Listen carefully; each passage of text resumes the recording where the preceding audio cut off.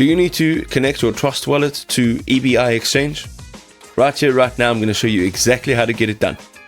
Okay, so what we're going to do here is jump into Ebi Exchange, right? So right here, you will find, this is their homepage. On the top right-hand side, you will find, it says Launch App. Now, once you click on Launch App, you will actually find that it gives you a QR code.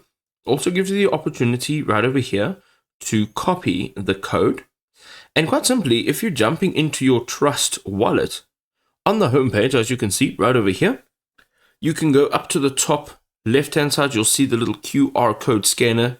You can go ahead and tap on that, scan your wallet, and it now says Connect D app. It's going to be connected to your main wallet, and then it wants to connect. And we're going to go down here. We're going to click on Connect. And within a few seconds, it says Wallet connected. You can go back to your browser. You've now connected the Ebi Exchange network to your Trust wallet.